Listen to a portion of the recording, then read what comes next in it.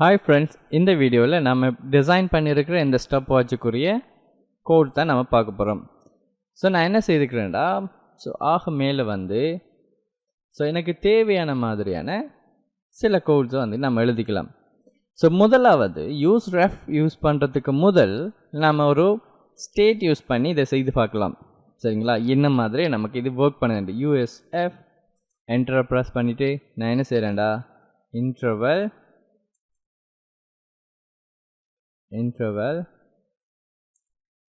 Ref என்று சொல்லி கொடுத்து ஆரம்பத்தில் நாள் கொடுத்துக்கிறேன்.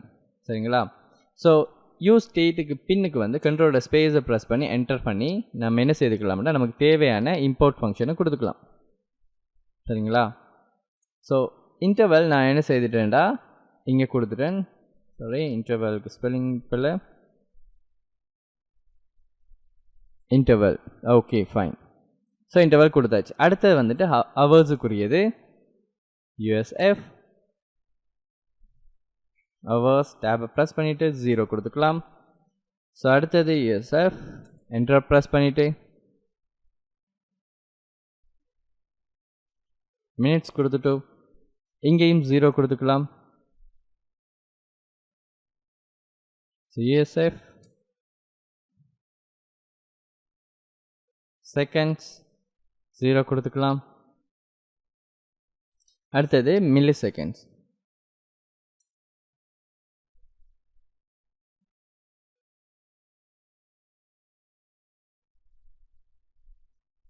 Okay, fine.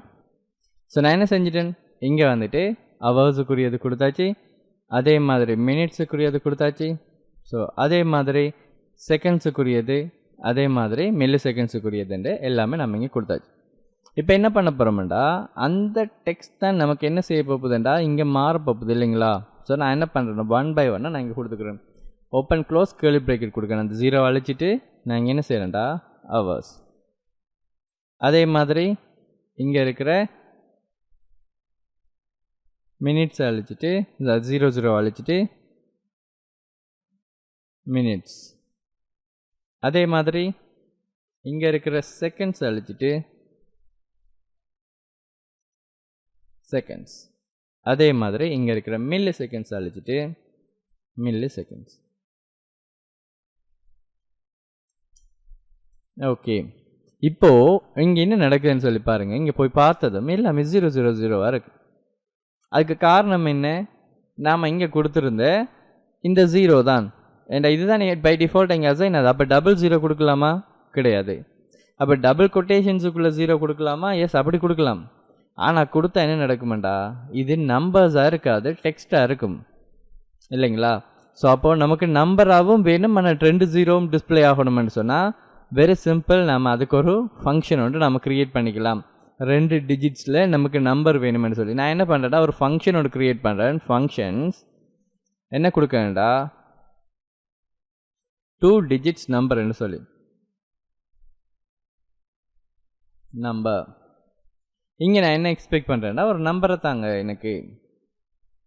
அந்த நம்பரை நான் என்ன செய்கிறேன், 0 விட சின்னனாக இருந்தா நான் ரிட்டர்ன் பண்ணுறேன். என்னது, அந்த நம்பர் 0 விட, அதாவது 10 விட சின்னனாக இருக்குமென்று சொன்னால், கொஷன்ஸ் மார்க் இருந்தால் நான் பேக்ஸ்டிக் யூஸ் பண்ணிவிட்டு 0. இந்த பேக்ஸ்டிக் இந்த நோட்டேஷன் எங்கே இருக்கும், எஸ்கேப் கீக்கு கிட்ட இருக்கும். சரிங்களா? கொடுத்துட்டு ஓப்பன் க்ளோஸ் கேர்லி ப்ராக்கெட் கொடுத்துட்டு இங்கே என்ன செய்கிறேன், நம்பர். அதாவது எனக்கு அதோட ஒரு 0 அட் ஆகி வரணும். ஏற்கனவே இருக்கிற வேல்யூஸோட 0 அட் ஆகி வரணும். அப்படி இல்லையா நம்பரே கொடுத்துக்கோங்க அப்படின்னு சொல்லி கொடுக்குறேன். இப்போ கொடுத்த உடனே ஏதாவது சேஞ்சஸ் நடந்துருமா இங்கேன்னு பார்த்தீங்கன்னா கிடையாது. ஏன்னாடா நம்ம அது எங்கேயுமே யூஸ் பண்ணலை இல்லையா? நான் என்ன பண்ணுறேன்டா, அந்த ஃபங்க்ஷனை கால் பண்ணுறேன். அந்த ஃபங்க்ஷனுக்கு வேற கொடுத்து விட்றேன்.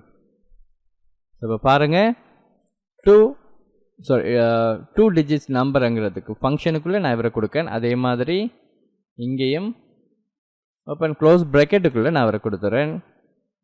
இங்கேயும் ஓப்பன் க்ளோஸ் ப்ராக்கெட்டுக்குள்ளே இதை நான் கொடுத்து விட்றேன். அகெயின் இங்கேயும் நான் ஓப்பன் க்ளோஸ் ப்ராக்கெட்டுக்குள்ளே கொடுத்து விட்றேன். பர்ஃபெக்ட். கொடுத்ததும் பாருங்கள், ஆட்டோமேட்டிக்காகவே நமக்கு இங்கே அவரே சேஞ்ச் ஆகிட்டார்.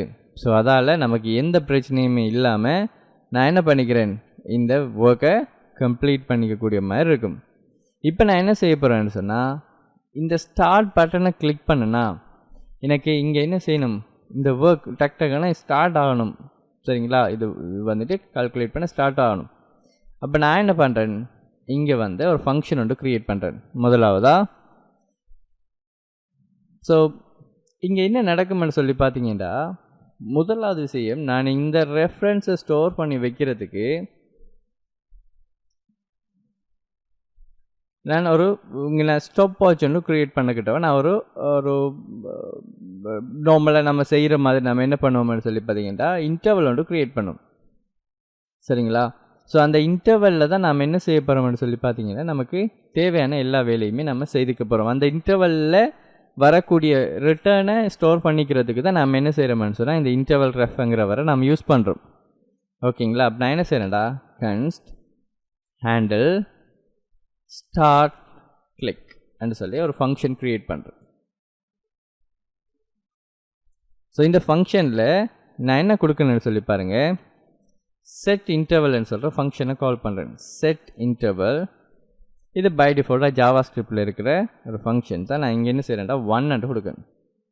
சரிங்களா, 1 கொடுத்துட்டு நான் இங்கே என்ன செய்கிறேன்டா, இந்த டேட்டாவை நான் என்ன பண்ண போகிறேன், வேண்டி எடுக்க போகிறேன். கன்ஸ்ட் இன்டர்வல் என்று கொடுப்போம். இன்டர்வல்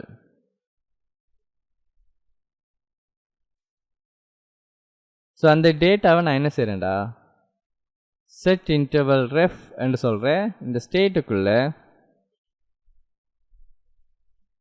இன்டர்வலை கொடுத்து வச்சுக்கிறேன். ஓகே, இது எப்படி யூஸ் ஆகுதுங்கிறத நம்ம பார்ப்போம். ஓகேங்களா, ஸோ நான் இதை கொடுத்துட்டேன். கொடுத்த உடனே நான் என்ன செய்ய போகிறேன்டா, இங்கே செட் மில்லி செகண்ட்ஸை ஸ்டார்ட் பண்ண போகிறேன் ஒர்க் பண்ணுறதுக்கு. அப்போது என்ன செய்யுமான்னு சொல்லி பார்த்தீங்கன்னா, செட் மில்லி செகண்ட்ஸ், அதாவது செட் பண்ணுற ஸ்டேட்டில் செட் பண்ணுற ஃபங்க்ஷனை கால் பண்ணக்க ப்ரீவியஸ் மில்லி செகண்ட்ஸை நமக்கு தரும் இல்லையா. ஸோ ப்ரீவியஸ் மில்லி செகண்ட்ஸ் நம்ம கொடுத்துக்கலாம்.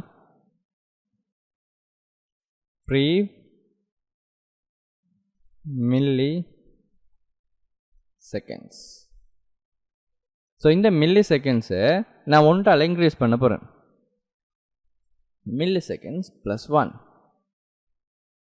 கொடுத்ததும் எனக்கு என்ன செய்யும், ஸ்டார்ட் ஆகணும். அப்போ நான் இந்த ஃபங்க்ஷனை கால் பண்ணணும் இல்லைங்களா. இப்போது இந்த ஃபங்க்ஷனை கால் பண்ணுறதுக்கு அப்படியே கீழே ஸ்க்ரோல் பண்ணிட்டு வந்தேன். இந்த பட்டனுக்கு பக்கத்தில் க்ளோஸ் டேகுக்கு இடையில் நான் என்ன செய்கிறேன், ஆன் கிளிக் அது கொடுத்துட்டு அந்த ஃபங்க்ஷனை டிரெக்டாகவே கொடுத்துட்றேன். இப்போ போயிட்டு ஸ்டார்ட் பண்ணுறேன். பாருங்கள், எனக்கு இங்கே ஒர்க் பண்ணுது பர்ஃபெக்டாக, இது வேலை செய்யுது இல்லைங்களா. ஆனால் என்ன செய்யுது, அப்படியே கூடி கூடி கூடி கூடி போய்கிட்டே இருக்குது. அப்படி இருக்கக்கூடாது இல்லையா. இது மாறக்க இது மாறணும், அது மாறும்போது இது மாறும், இது மாறும்போது இது மாறணும்னு சொல்லி 1 by 1 நமக்குரிய ஒர்க் நடந்துக்கிட்டே இருக்கணும். ஸோ நம்ம அதுக்கு வாரத்துக்கு முதல் நான் என்ன செய்கிறேன்டா, இந்த ஸ்டாப் பண்ணுறதுக்குரிய ஃபங்க்ஷனை நம்ம பார்த்துக்கலாம். புரியுதுங்களா. ஸோ ஏன் அது நம்ம இங்கே பார்க்கணும்னு சொல்லி பார்த்தீங்கன்னா, அப்போ தான் நம்ம ஆக்சுவலான டிசைன்ஸுக்குள்ளே போகலாம் இங்கே இல்லையா. ஸோ நான் இங்கே ஒரு ஃபங்க்ஷன் ஒன்று க்ரியேட் பண்ணுறேன். Const handle stop click. Arrow ஃபங்க்ஷன்ஸுக்குள்ளே நான் என்ன பண்ணுறேன்னு சொல்லி பாருங்கள். ஸோ கிளியர் இன்டர்வல்னு சொல்கிற ஒரு ஃபங்க்ஷன் இருக்குது. இந்த கிளியர் இன்டர்வல் ஃபங்க்ஷனுக்கு நான் என்ன செய்யணும், இன்டர்வல் ஐடியை நான் கொடுக்கணும். ஸோ நான் என்ன பண்ணுறேன்னு சொன்னால், இன்டர்வல் ரெஃபரன்ஸ்ன்னு சொல்லி நான் ஸ்டேட்டில் ஸ்டோர் பண்ணுறதை கொடுக்கணும். ஓகேங்களா. ஸோ கொடுத்துட்டு இங்கே வந்து ஸ்டாப்பில் ஆன் கிளிக்கில் இதை கொடுத்து வரேன். இப்போ பார்ப்போம் என்ன நடக்குதுன்னு சொல்லி ரீஃப்ரெஷ் பண்ணுறேன், ஸ்டார்ட் பண்ணுறேன், ஸ்டாப் பண்ணுறேன், 2 தரம் ஸ்டார்ட் பண்ணுறேன், ஸ்டாப் பண்ணுறேன், வேலை செய்தில்லை, போய்கிட்டே இருக்கு இல்லையா.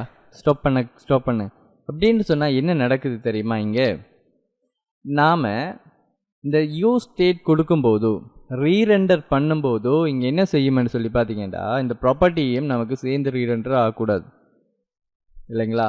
ஸோ அப்போது மெயினான பர்பஸ் நம்ம எங்கே இதை யூஸ் பண்ணுவோம்னு சொல்லி பார்த்தீங்களா இருந்தால், ஸோ இது வந்துட்டு ரிட்டர்ன் பண்ணக்கிட்ட அதாவது ஒரு டேட்டா வந்துக்கிட்டு ரீட் என்ட்ரு பண்ணக்கிட்ட வந்துக்கிட்டு இவர் என்ன செய்ய மாட்டாருன்னு சொல்லி பார்த்தீங்கன்னா இந்த டேட்டா சேஞ்ச் ஆகாது. ஓகேங்களா?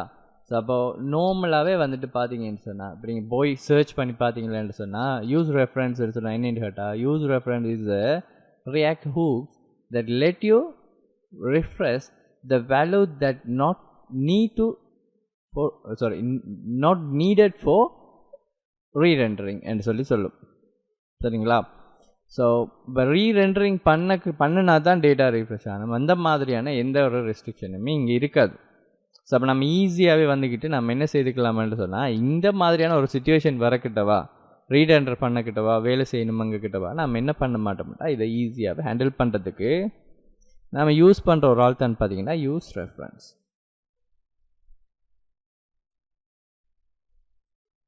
ஸோ இதுக்குள்ளே பை டிஃபால்ட்டாக நான் என்ன செய்கிறேன் நல்லண்டு கொடுத்து வச்சுக்கிறேன். ஸோ கொடுத்துட்டு இங்கே நான் என்ன செய்கிறேன்டா const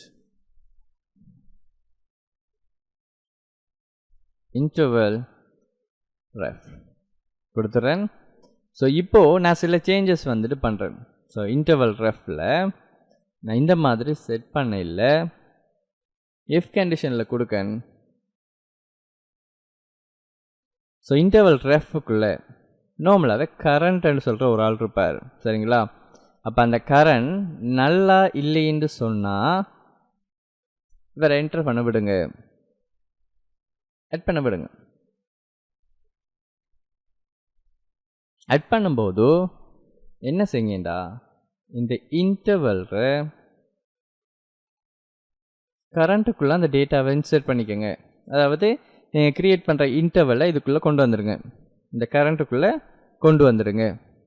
at the same time நீங்கள் அந்த டேட்டாவை அதாவது ஸ்டாப் பண்ணும்போது இந்த கரண்ட்டை கொடுங்க. கொடுத்ததும் என்ன செய்யுங்கன்னு சொன்னால் இந்த இன்டர்வல் ரெஃபரன்ஸில் கரண்ட்டை நல்லா மாற்றி விடுங்க சொல்லி கொடுத்து விடுறேன். ஸோ இப்போது இந்த ஃபங்க்ஷன் எப்படி வேலை செய்யும்னு சொல்லி பாருங்கள். ஸ்டார்ட் பண்ணுறேன், திருப்பி ஸ்டார்ட் பண்ணாலும் ஸ்டாப்பை கிளிக் பண்ண நின்றுது. இப்போ ஸ்டார்ட் பண்ணும்போதோ பர்ஃபெக்டாக வேலை செய்யுது, ஸ்டாப்பை கிளிக் பண்ணும்போதோ எனக்கு டேட்டா நின்றுது இல்லைங்களா? ஸோ அப்போ நம்ம க்ரியேட் பண்ண டிசைன்ஸ் பர்ஃபெக்டாக நமக்கு வேலை செய்யுது. சரிங்களா? ஸோ இங்கே ரெஃபரன்ஸ் வந்துக்கிட்டு ஸோ இந்த ரெஃபரன்ஸ்ட வேல்யூஸ் வந்துக்கிட்டு நமக்கு தேவையில்லை அண்ட் செல்லக்கிட்ட வந்துக்கிட்டு நம்ம என்ன செய்ய மாட்டோம் நார்மலாகவே. ஸோ ஏற்கனவே பிள்ளையாக வச்சுட்டேன் ரீஃப்ரெஷ்ன்னு சொல்லி. ஸோ ரெஃபரன்ஸ்ட வேல்யூஸ் வந்துக்கிட்டு என்ன செய்ய தேவையில்லைன்னு சொன்னால் தேவையில்லை ரெண்டர் பண்ணும்போது தேவையில்லைன்னு சொன்னால் நாம் என்ன செய்ய மாட்டோம் இதை யூஸ் பண்ணிக்குவோம். ஓகேங்களா? ஸோ நான் என்ன பண்ணுறேன்னு சொல்லி பாருங்கள். ஓகே, இப்போ நம்ம வேல்யூஸை சேஞ்ச் பண்ணுறதை பார்த்துக்கலாம். சரிங்களா? ஸோ ஃபர்ஸ்ட் ஸ்டெப்பாக நாம் என்ன கொடுத்தோம்னு சொன்னால் இந்த மில்லி செகண்ட்ஸை கொடுத்தோம். ஓகேங்களா? ஸோ இந்த மில்லி செகண்ட்ஸ் வந்துக்கிட்டு இப்போ நம்ம ரீசெட் பண்ணக்க என்ன செய்யும் எல்லாமே ஜீரோவாக நம்ம மாற்றணும். இப்போ நம்ம அந்த ஃபங்க்ஷனையும் நம்ம எழுதிட்டு அதுக்கப்புறம் அந்த நம்பர்ஸ் மாறுறதை கொடுத்துக்கலாம். ஸோ கன்ஸ்ட் தட்ஸ் ஈஸி கன்ஸ்ட்ன்னு சொல்லி கொடுத்துட்றேன். கொடுத்துட்டு ஹேண்டில் ரீசெட் கிளிக்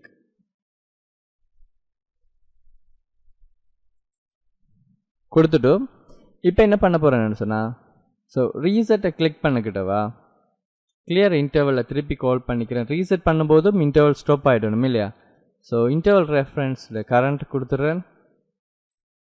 அதுக்கப்புறம் என்ன செய்ய போகிறேன்டா இன்டர்வல் ரெஃபரன்ஸில் கரண்ட்டை நல்லா மாற்றி விடுறேன். அதே மாதிரி செட் ஹவர்ஸை ஜீரோவாக மாற்றுறேன். அதே மாதிரி செட் மினிட்ஸ்ட ஜீரோவாக மாற்றி விடுறேன். அதே மாதிரி செட் செகண்ட்ஸை ஜீரோவாக மாற்றி விடுறேன். அதே மாதிரி செட் மில்லி செகண்ட்ஸை ஜீரோவாக மாற்றி விடுறேன். ஓகேங்களா? ஸோ கொடுத்தாச்சு. இப்போ நான் என்ன பண்ணுறேன்டா கீழே அப்படியே தூக்கிட்டு வந்து ஆன் கிளிக்கில் வேறு கொடுத்தாச்சு. அப்போ எனக்கு அந்த ஃபங்க்ஷன் பர்ஃபெக்டாக வேலை செய்யும். செக் பண்ணி பார்த்துக்கலாம். ரிஃப்ரெஷ் பண்ணிட்டேன். ஸ்டார்ட் பண்ணுறேன், ஸ்டாப் பண்ணும்போது ஆட்டோமேட்டிக்காகவே எனக்கு என்ன செஞ்சு ரீசெட் பண்ணப்பட்டது. அப்போ ஸ்டாப் பண்ணும்போது அப்படியே இன்றைக்கி ரீசெட் பண்ணும்போது ஆட்டோமேட்டிக்காகவே அந்த டேட்டாஸ் எல்லாமே நமக்கு இங்கே என்ன க்ளோஸ் ஆகி போயிடுச்சு. So perfect. இப்போ நான் என்ன பண்ண போகிறேன்டா, ஒவ்வொரு டேட்டா மாறும்போதும் என்ன வேலை நம்ம செய்யணும்னு சொல்லி முதலாவது யூஸ் எஃபெக்ட் கொடுத்துக்கலாம். யூஸ் எஃபெக்ட் ஹுக்ஸை கால் பண்ணிக்கலாம். ஸோ இங்கே என்ன செய்கிறேன்டா, நீங்கள் ப்ராப்பராக உங்களுக்கு ஹூக்ஸ் ஹேண்டில் பண்ண தெரிஞ்சாலே தேவையான மாதிரி உங்களுக்கு ஒர்க்கை நீங்கள் கம்ப்ளீட் பண்ணிவிட்டு ஈஸியாகவே போயிடலாம். ஸோ நான் என்ன பண்ணுறேன்டா, ஃபஸ்ட்டுக்கு மில்லி செகண்ட்ஸை கொடுக்கேன். ஸோ மில்லி செகண்ட்ஸில் இங்கே கொடுக்கன்னு பாருங்கள். இஃப் கண்டிஷனில் மில்லி செகண்ட்ஸ் பெருசாக இருக்கணும் அல்லது சமனாக இருக்கணும் 1000க்கு இருந்தால் என்ன செய்யுங்க, செட் செகண்ட்ஸ். ஸோ இங்கே என்ன செய்ய போகிறோம்டா, ப்ரீவியஸ் செகண்ட்ஸ். ஸோ ப்ரீவியஸ் செகண்ட்ஸோட ஒன்றை இன்க்ரீஸ் பண்ணி விடுங்க அண்டு கொடுத்துட்டு செட் மில்லி செகண்ட்ஸை 0 மாற்றுங்க. அதாவது இங்கே என்ன செய்கிறோம்னு சொல்லி பார்த்தீங்கன்னா, மேபி உங்களுக்கு கன்ஃபியூஸாக இருக்கலாம். இந்த யூஸ் எஃபெக்ட் என்ன என்று சொன்னால், இந்த யூஸ் எஃபெக்ட் இந்த மில்லி செகண்ட்ஸ் சேஞ்சஸை கவுண்ட் பண்ணிக்கிட்டே இருக்கு. ஒவ்வொரு வாட்டி இது மாறும்போது இந்த ஃபங்க்ஷனை கால் பண்ணும்போது மில்லி செகண்ட்ஸ் 1000 விட பெருசாக ஆகிட்டு போக இல்லை சமனாகும் போது ஆட்டோமேட்டிக் என்ன செய்ய மாட்டா, செகண்ட்ஸ் ஒன்றால் இன்க்ரீஸ் பண்ணிவிட்டு மில்லி செகண்ட்ஸை 0 மாற்றி விட்டுரும். இப்போ பாருங்கள், ஸோ சேவ் பண்ணிக்கலாம் ஒரு தரம். ஓகே, இப்போ என்ன செய்ய போகுதுன்னு பாருங்கள். ஸ்டார்ட் கொடுக்கன். ஸோ 1000 ரீச் பண்ணும்போது திருப்பி இது ஒன்று இன்க்ரீஸ் ஆகி அது திருப்பி 0லேருந்து வந்துடும் பாருங்கள், இல்லைங்களா? ஸோ ஆட்டோமேட்டிக்காகவே இந்த ஃபங்க்ஷன் நமக்கு இங்கே வேலை செஞ்சுக்கிட்டே இருக்கும். ஸோ இது இன்க்ரீஸ் ஆகிட்டவா இது மாறணும் இல்லையா? ஸோ இப்போ நான் இதை ஸ்டாப் ரீசெட் பண்ணிக்கிறேன். அப்போது அதுக்கு நம்ம என்ன செய்யலாம், வெரி சிம்பிள், இன்னொரு யூஸ் எஃபெக்ட் க்ரியேட் பண்ண போகிறோம். யூஸ் எஃபெக்ட்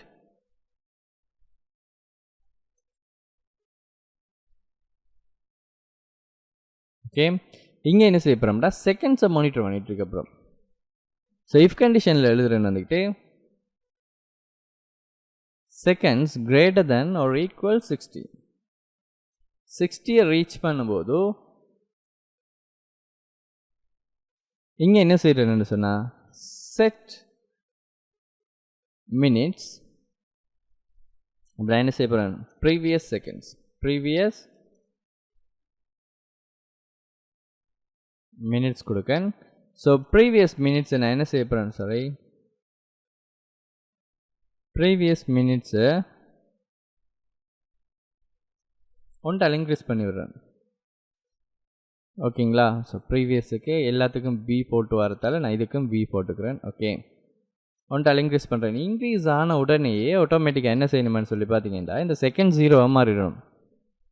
ஓகேங்களா? Set seconds 0. அதே மாதிரி இப்போ மினிட்ஸை நம்ம திருப்பியும் செக் பண்ண போகிறோம். ஸோ அப்போது அதை அப்படியே காப்பி பேஸ்ட் பண்ணிடலாம். சரிங்களா? திருப்பியும் டைப் பண்ணாமல் ஈஸியாக காப்பி பேஸ்ட் பண்ணிவிட்டு மாற்றுவோம். சரிங்களா? ஸோ மினிட்ஸை செக் பண்ணுங்கள். ஓகேங்களா? மினிட்ஸை செக் பண்ணுங்கள். So set hours Ctrl D கொடுத்துட்டு ப்ரீவியஸ் ஹவர்ஸ். அப்போ என்ன செய்யும், ப்ரீவியஸ் ஹவர்ஸ் ஒன்றால் இன்க்ரீஸ் பண்ணுங்கள். மினிட்ஸ் வந்துட்டு 60 விட மேலே வரும்போது அந்த டைமில் என்ன செய்யுங்க, 60 விட மேலே வந்ததும் செட் மினிட்ஸை வந்துக்கிட்டு 0 மாற்றி விடுங்க. இப்போ பர்ஃபெக்டான ஒரு ஸ்டாப் வாட்ச் வந்து நம்ம என்ன செஞ்சிட்டோம்டா இங்கே க்ரியேட் பண்ணிட்டோம். ஸோ ரீஃப்ரெஷ் பண்ணிடுறோம் ஒரு சரம். ஸோ இப்போ ஸ்டார்ட் பண்ணுறேன்னு பாருங்கள். ஸோ இப்போ நம்ம ஹவர்ஸ் வரைக்கும் வெயிட் பண்ணிகிட்டு இருக்கல அது, பட் என்ன செய்யுமான்னு சொன்னால் நம்ம பர்ஃபெக்டாக வேலை செய்யும். Trust me. ஸோ செய்து பாருங்கள் நீங்களும். ஸோ இதை மாதிரி இன்னொரு வீடியோவில் வந்துட்டு நம்ம என்ன செய்யலாம், யூஸ் ரெஃபரன்ஸை எப்படி அப்ளை பண்ணிக்கலாம் என்கிற சம்மந்தம் நம்ம பார்ப்போம். தேங்க்யூ ஃபார் வாட்சிங். நெக்ஸ்ட் வீடியோவில் பார்க்கலாம்.